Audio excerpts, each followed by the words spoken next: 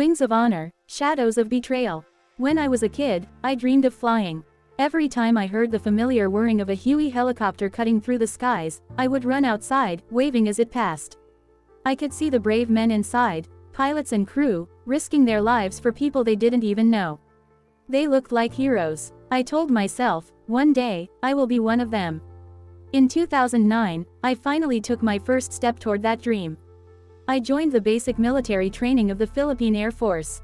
Life was tough, discipline, sweat, and exhaustion became my daily routine. But when I graduated in 2010, I carried with me not just a uniform, but a purpose.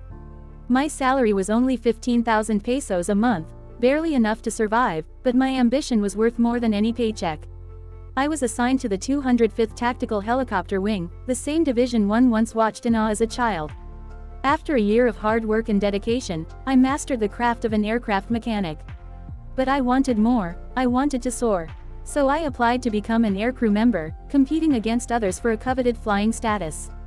When I finally earned my wings, I felt invincible.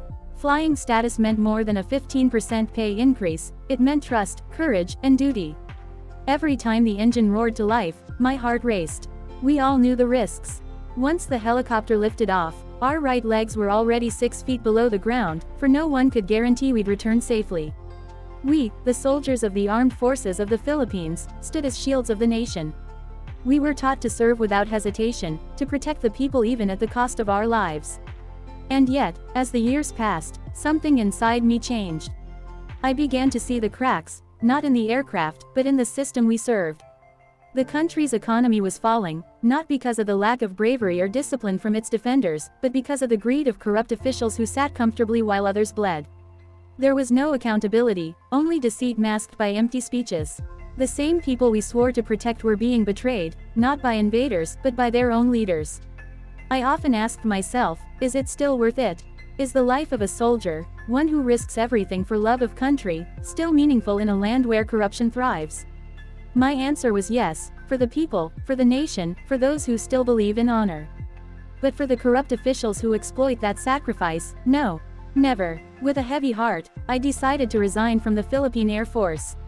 Not because I stopped believing in the mission, but because I could no longer fight for a system that refused to fight for its own people.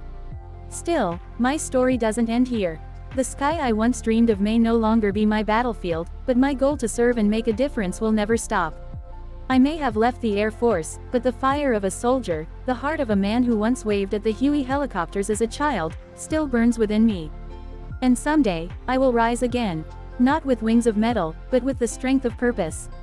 To the armed forces of the Philippines, especially the Philippine Air Force, and to my unit, the 205th Tactical Helicopter Wing, thank you. You have molded me into the person I am today.